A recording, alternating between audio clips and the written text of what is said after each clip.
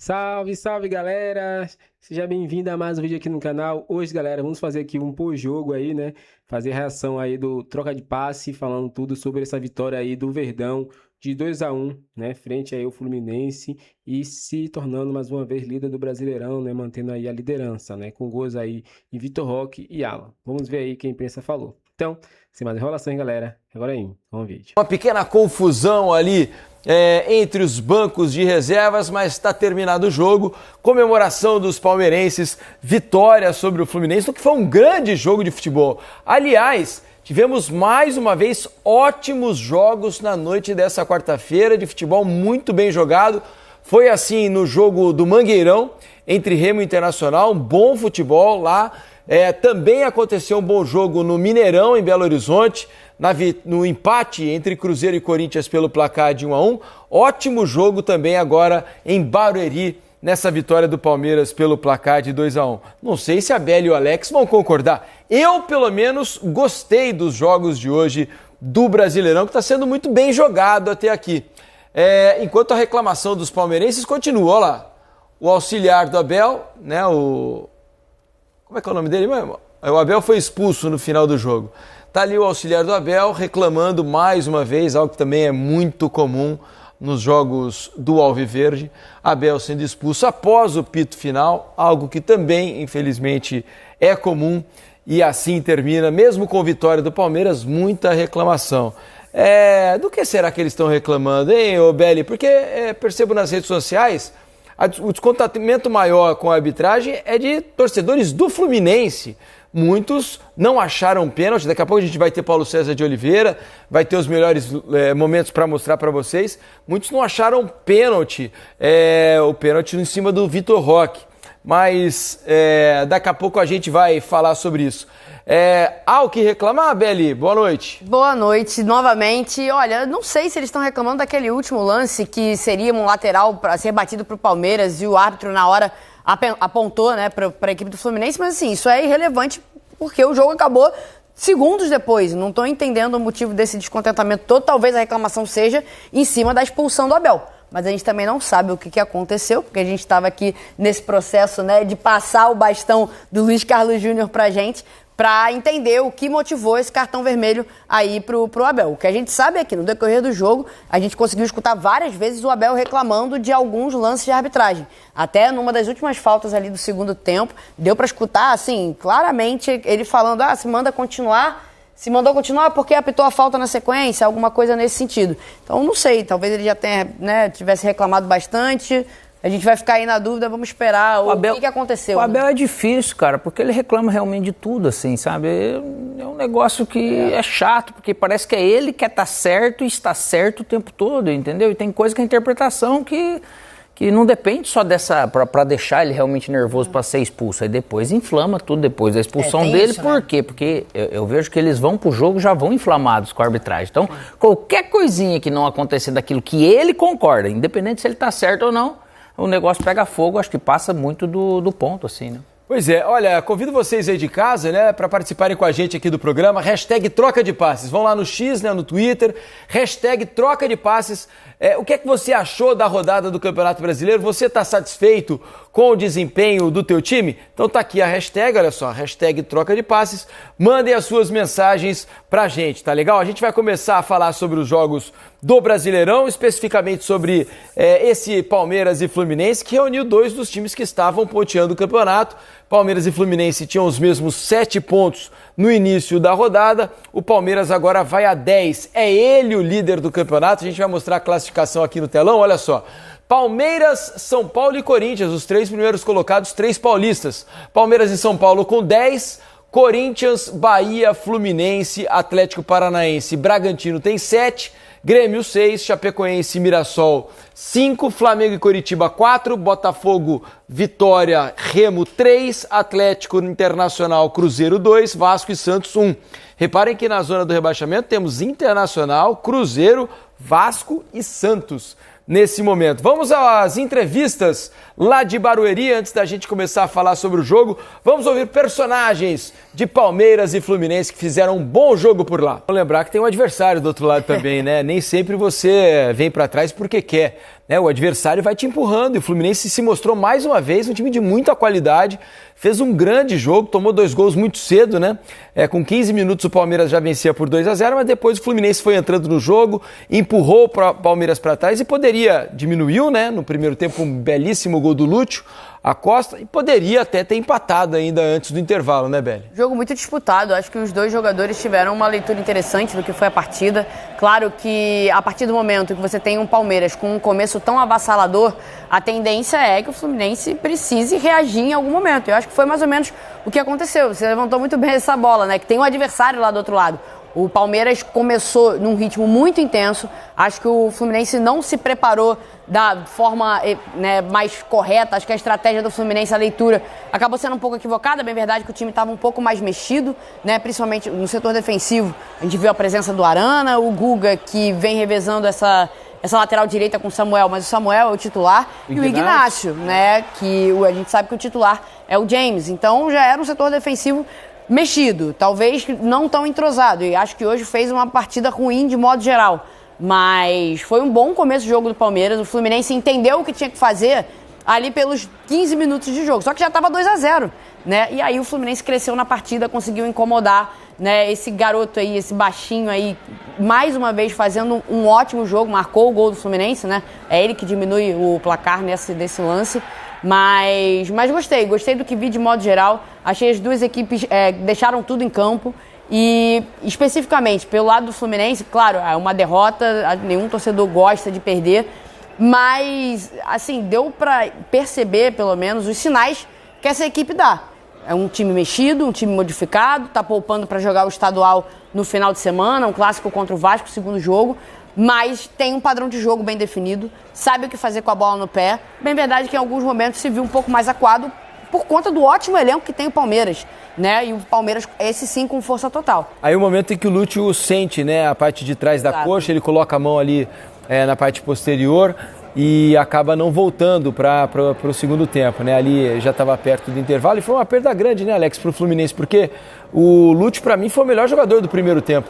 Ele é muito talentoso, né? E vivendo um momento bom, se os jogadores estando em campo, as coisas faz acontecer com uma naturalidade, tudo passa no pé dele, o companheiro quer encontrar ele e dar a bola para ele, né? Porque ele está realmente resolvendo a situação, então acaba fazendo falta. Mas, ao mesmo tempo, um ótimo jogo de dois times corajosos, de confronto direto hoje, se você for ver.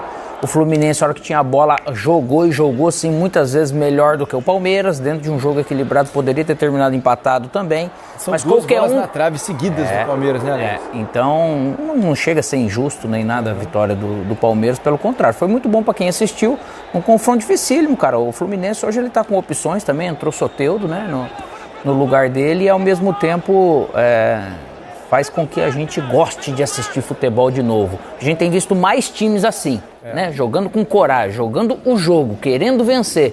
E hoje demonstrou isso de novo, por isso que a gente, pelo menos acredito que o campeonato ele vai ser bem disputado. E eu tenho gostado desse começo de brasileiro, né? Na qualidade dos jogos, assim, apesar de a gente ter uma mudança no calendário, no início da temporada, a gente já está vendo o Campeonato Brasileiro rolando, mas acho que já deu para os times entrarem no ritmo, a gente está vendo bons duelos, times ofensivos, né? Times querendo jogar.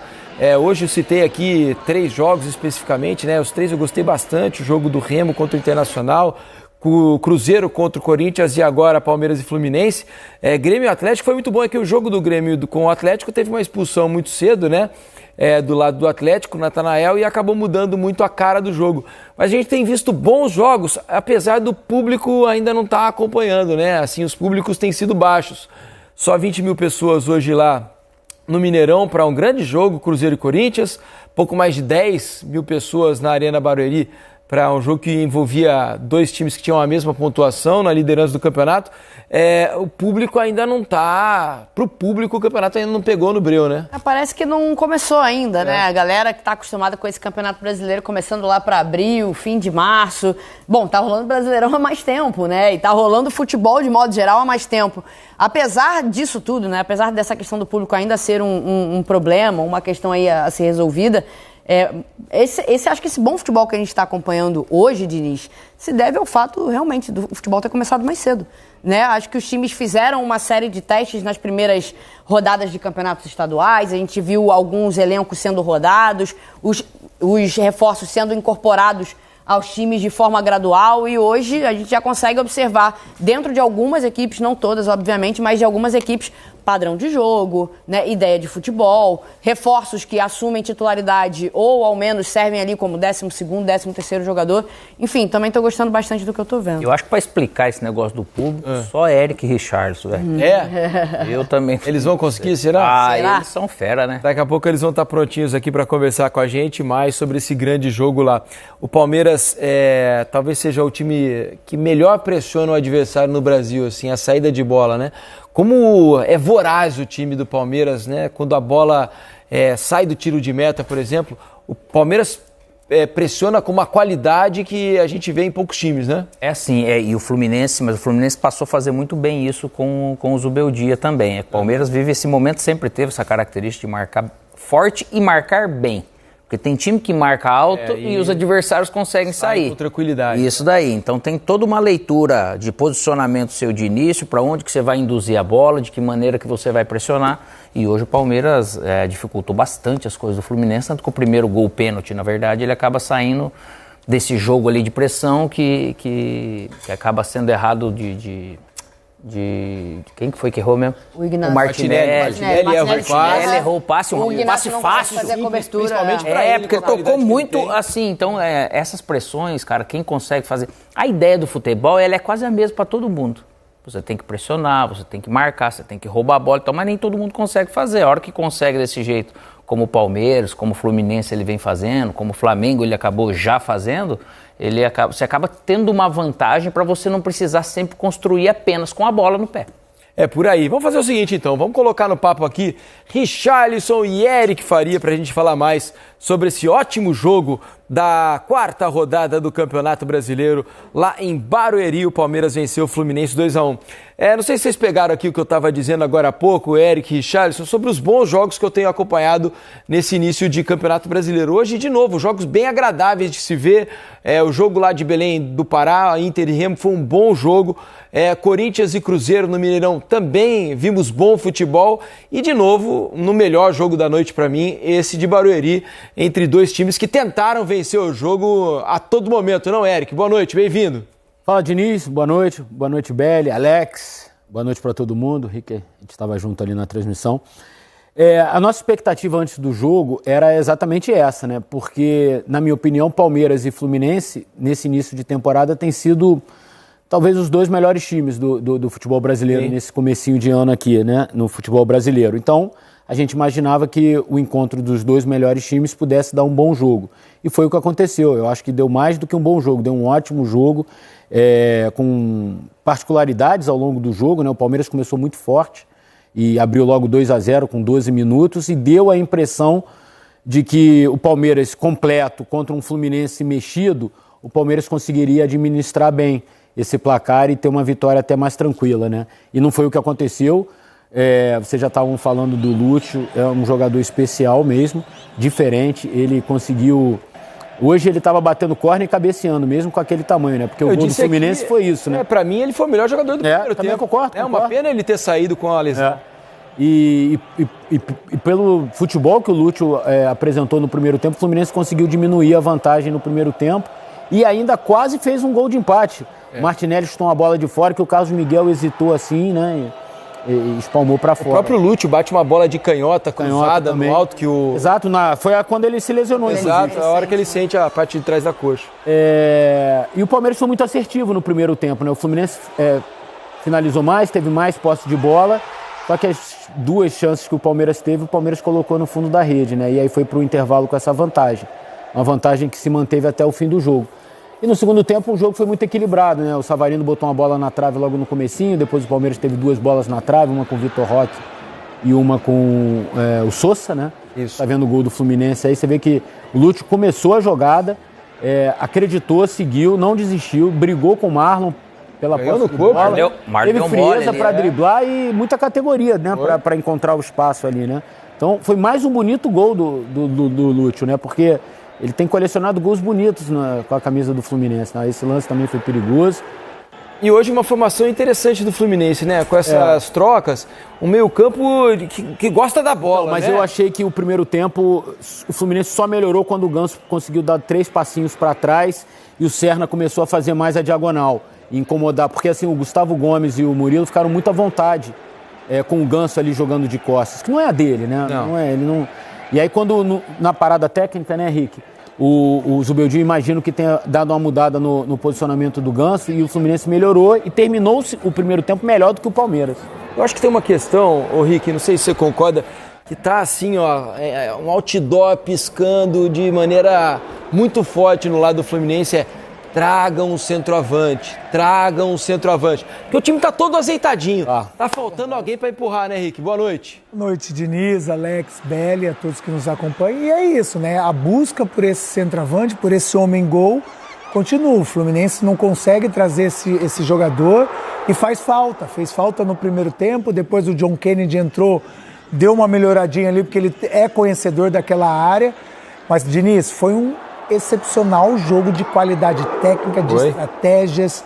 Parecia aquele jogo de xadrez, né? O Abel mexia aqui, aí vinha o Zubeldia e falava, peraí, minha dama tá tá meio assim, sem gente, desprotegida, eu vou ter que proteger ela de novo.